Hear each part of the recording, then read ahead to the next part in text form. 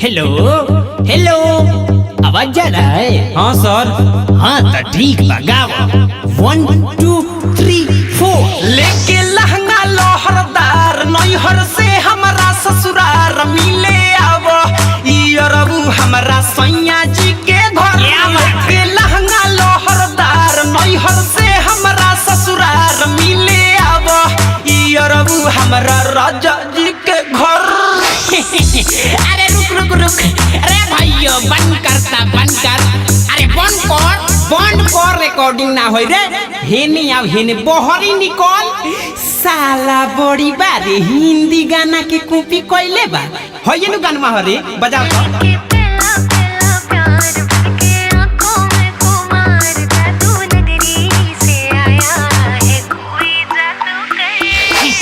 निकल जल्दी बहरी निकल, साला छोटा आदमी। अरे ये साल ओकर कॉलर छोड़ दो, कस्टमर के सामने बेइज्जती करता रो। हाँ तो का करी, गाना चोराई है तो काठी करे हो रे। तो तोर काहे फाटता? ई डीजे विकास के म्यूजिक हो, गावे दे, कोनो दिक्कत नहीं खे। हाँ तो गावा ना, हम जातनी अपनी स्ट्राइक ठेला जातनु, तो मत कहिया हमरा से। जो साला भाग। ए भाई तू गावा हो, आवो 1 2 3 4। लेके लहंगा लोहरदार नैहर से हमारा ससुरार मिले आव इरबू हमारा राजा जी के घर। वेरी गुड, बहुत अच्छा।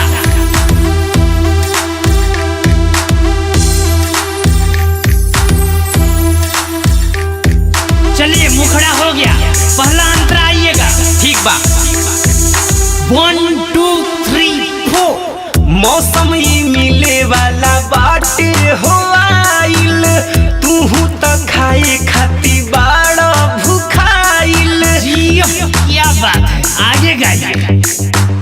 मौसम ही मिले वाला बाटे हो आइल, तूहू तो खाए खाती बाड़ा भूखाइल।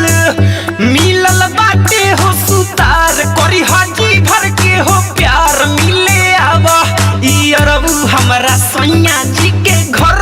क्या बात है, एक बार फिर से आते हैं। लेके लहंगा लोहरदार नैहर से हमारा ससुरार मिले आवा इरबू हमारा राजा जी के घर। आप सुन रहे हैं अमित पटेल की आवाज में, presented by lovely films production. चलिए लास्ट अंतरा गाते हैं। लास्ट। हाँ जी लास्ट अंतरा, ठीक है।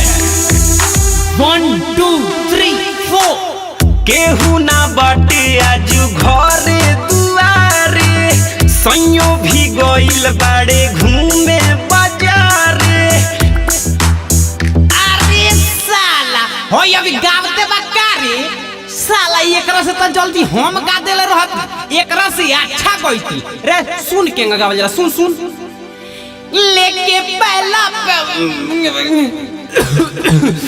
साला बड़ी ऊपर बारे। ऐ सुन, मने हमार कहे के मतलब ते जल्दी गाओ और ई लोग लाइन में लागल बा। अब हम ना गाए, हम जात तनी, हमर पैसा दो लोग, हम ना गाए। अरे ना रे बाबू, रुक रुक होई साला के घुसे देलस रे मैनेजर। मार साला भुटेलिया के धक्का मार के निकाल। अरे बाबू ते गाओ। ठीक बा, गवाई। केहू ना बाटे आजू घरे दुआरे, सैयो भी गइल बाड़े घूमे बाजारे। गाड़ी चढ़ा होई यार ते जहाली से रफ्तार मिले आव इरबू हमारा राजा जी के घर। लेके लहंगा लोहरदार नैहर से हमारा ससुरार मिले आव इरबू हमारा सैया जी के घर। लेके लहंगा लोहरदार नैहर से हमारा ससुरार मिले आव इरबू हमारा राजा जी के घर। अरे ये मुकेश, अरे गाना तो निमन लागता रे। निमन लागता कि सुपर हिट बा। हमार घेवड़ा ना हिट हुई, चढ़ावो ना, अबे कॉपीराइट लागता।